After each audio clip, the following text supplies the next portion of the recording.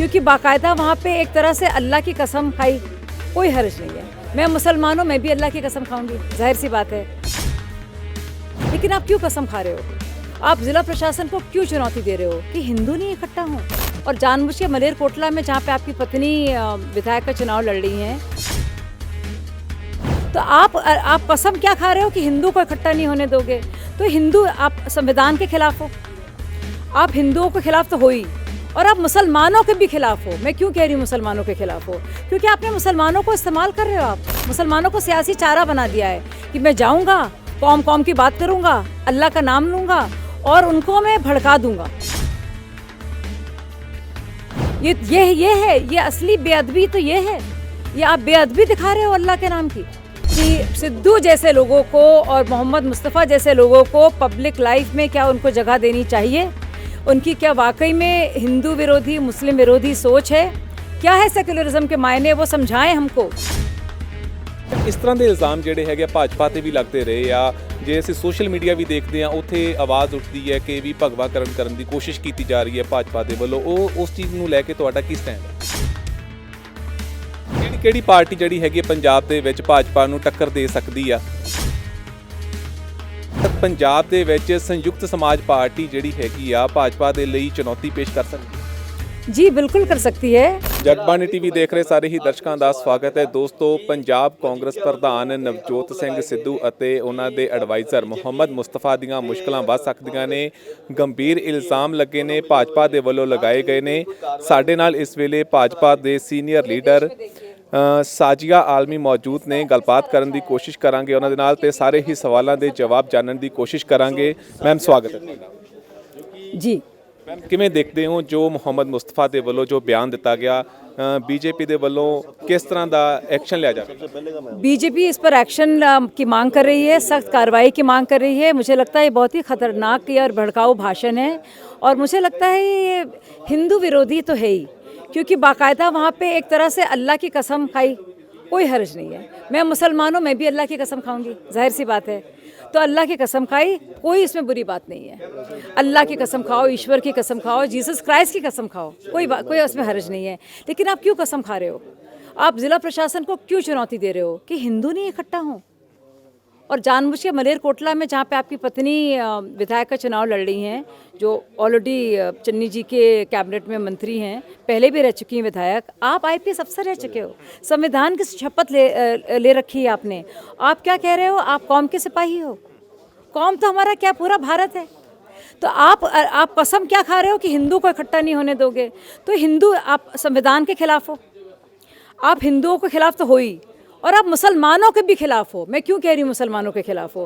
क्योंकि आपने मुसलमानों को इस्तेमाल कर रहे हो। आप मुसलमानों को सियासी चारा बना दिया है कि मैं जाऊँगा, कौम कौम की बात करूँगा, अल्लाह का नाम लूँगा और उनको मैं भड़का दूँगा। वो आवेश में आ जाएंगे, वो रोश में आ जाएंगे। क्या देश के मुसलमान या देश के सिख या ईसाई वो नहीं चाहते जो आम हिंदू चाहता है कि बेहतरी हो? आप सिर्फ अल्लाह का नाम बेजा इस्तेमाल कर रहे हो। ये तो बेकदरी हुई, ये तो अल्लाह के नाम की बेकदरी हुई। ये है, ये असली बेअदबी तो ये है। ये आप बेअदबी दिखा रहे हो अल्लाह के नाम की। ਤੇ ਕੀ ਸਟੈਂਡ ਰਹੇਗਾ ਹੁਣ ਭਾਜਪਾ ਦਾ? ਕੀ ਐਕਸ਼ਨ ਪਲਾਨ ਹੈ? हमारा पूरा प्लान है कि हम लोग इलेक्शन कमीशन, क्योंकि पूरी तरह से जुरिस्डिक्शन चुनाव में इलेक्शन कमीशन का होता है, हम लोग जाएंगे, सख्त कार्रवाई की मांग कर रहे हैं हम लोग कि ऐसे लोगों को या तो रज़िया सुल्ताना का इलेक्शन रद्द किया जाए, उनको नहीं। और हम ये भी मांग करेंगे कांग्रेस के आला कमान से कि सिद्धू जैसे लोगों को और मोहम्मद मुस्तफ़ा जैसे लोगों को पब्लिक लाइफ में क्या उनको जगह देनी चाहिए? उनकी क्या वाकई में हिंदू विरोधी, मुस्लिम विरोधी सोच है? क्या है सेक्युलरिज्म के मायने, वो समझाएं हमको। और क्या ऐसे लोगों को इजाज़त होनी चाहिए इस तरह के भड़काऊ भाषण देने की? तो ये सारी मांगों को लेकर और रज़िया सुल्ताना के इलेक्शन को रद्द करने की मांग लेकर हम इलेक्शन कमीशन में जाएंगे। और ये हेट स्पीच है, इसका वीडियो लेकर हम बाकायदा इलेक्शन कमीशन को देंगे। ਅੱਛਾ, ਇਸ ਤਰ੍ਹਾਂ ਦੇ ਇਲਜ਼ਾਮ ਜਿਹੜੇ ਹੈਗੇ ਭਾਜਪਾ ਤੇ ਵੀ ਲੱਗਦੇ ਰਹੇ ਆ। ਜੇ ਅਸੀਂ ਸੋਸ਼ਲ ਮੀਡੀਆ ਵੀ ਦੇਖਦੇ ਆ, ਉੱਥੇ ਆਵਾਜ਼ ਉੱਠਦੀ ਹੈ ਕਿ ਵੀ ਭਗਵਾਕਰਨ ਕਰਨ ਦੀ ਕੋਸ਼ਿਸ਼ ਕੀਤੀ ਜਾ ਰਹੀ ਹੈ ਭਾਜਪਾ ਦੇ ਵੱਲੋਂ। ਉਹ ਉਸ ਚੀਜ਼ ਨੂੰ ਲੈ ਕੇ ਤੁਹਾਡਾ ਕੀ ਸਟੈਂਡ ਹੈ? देखिए, भगवा रंग तो हमारे तिरंगे में भी है। आप बताइए, हमारे पूरे देश में इतनी योजनाएं लागू हुई हैं, आप बताइए कोई एक योजना जिसमें अपना आप तहसीलदार हो, पटवारी हो, डीएम हो, जिसने धर्म के आधार पर किसी भी स्कीम में पक्षपात किया हो। आप हिस्सेदारी देखिए, आप किसी भी चीज़ में, आप उज्ज्वला योजना देख लो, आवास योजना देख लो। हाँ, ये ज़रूर हुआ है कि अगर सीएम किसी और पार्टी का है, तो जैसे प्रधानमंत्री की आयुष्मान योजना हुई, तो वो पूरी तरह से करेगा नहीं, क्योंकि ये सारी स्कीमें जो हैं राज्य और केंद्र से मिलकर होती हैं। तो अगर उसको बहुत ही नफरत है पीएम से, तो वो लागू नहीं करेगा, ताकि उसका फ़ायदा लोगों तक ना पहुँचे। और इतने ढेर सारे तो सीएम हैं जो बाकायदा इस्तेमाल करते हैं पीएम की योजना को। जैसे कि आप पूरी योजना जो है अनाज की, जो कि कोविड के दौरान शुरू हुई, जिसमें 80 करोड़ से ज़्यादा लोग कोविड के दौरान उनको पूरा राशन मिल रहा है। वो तो बताते भी नहीं लोग कि वो तो केंद्रीय योजना है, तो नाम भी नहीं लेंगे वो तो, पर सीएम तो बताएंगे भी नहीं, लेकिन चुपचाप फ़ायदा उसका उठाएंगे और अपने को श्रेय देंगे। पर तो इस बातों में आप लोग ना आइए। जो फ़र्ज़ बनता है वो तो केंद्रीय सरकार अपना करती है, लेकिन हमें किस तरह की सरकार चाहिए, ये हम मानते हैं इस बात को कि हमेशा ट्रेडिशनली, पारंपरिक तौर पर अगर आप देखेंगे तो बीजेपी छोटी पार्टी रही है अकालियों के बनिस्बत। हम लोग छोटे भाई की तरह से रहे हैं, बड़े भाई वो रहे हैं, लेकिन अपने दमखम पर लड़ रही है, अच्छे कैंडिडेट दे रही है। और अब ये जोर आजमाइश का वक्त है, चुनाव रंग पकड़ रहा है और अब कैंडिडेट्स की लिस्ट आ रही है और सब असलियत सामने आपके आ रही है। ਕਿਹੜੀ ਪਾਰਟੀ ਜਿਹੜੀ ਹੈਗੀ ਪੰਜਾਬ ਦੇ ਵਿੱਚ ਭਾਜਪਾ ਨੂੰ ਟੱਕਰ ਦੇ ਸਕਦੀ ਆ? मुझे लगता है सारी पार्टियां बिखरी हुई हैं, सबका असलियत सामने सामने आ रहा है।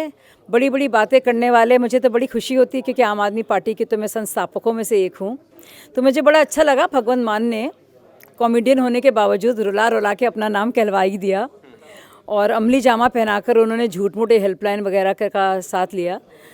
लेकिन कम से कम मजबूरन केजरीवाल जी को नाम उनका लेना पड़ा। और उसका उनको नुकसान होगा और मुझे बहुत अफसोस। भगवंत मान बड़े पुराने दोस्त भी रहे हैं, साथी भी रहे हैं। ਅੱਛਾ, ਲਾਸਟ ਸਵਾਲ ਹੈ, ਪੰਜਾਬ ਦੇ ਵਿੱਚ ਸੰਯੁਕਤ ਸਮਾਜ ਪਾਰਟੀ ਜਿਹੜੀ ਹੈਗੀ ਆ ਭਾਜਪਾ ਦੇ ਲਈ ਚੁਣੌਤੀ ਪੇਸ਼ ਕਰ ਸਕਦੀ ਹੈ?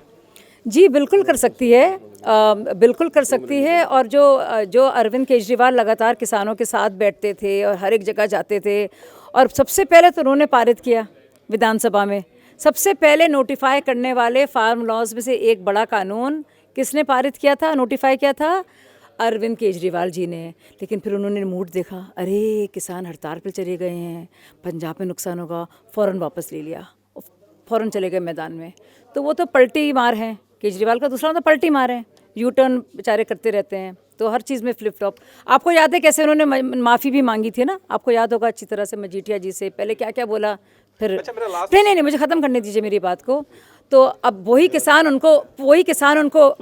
उनको गाली बक रहे हैं, वही किसान उन पर कह रहे हैं कि वो सबूत उनके पास हैं केजरीवाल को लेकर, और क्योंकि वो टिकटें बेच रहे हैं।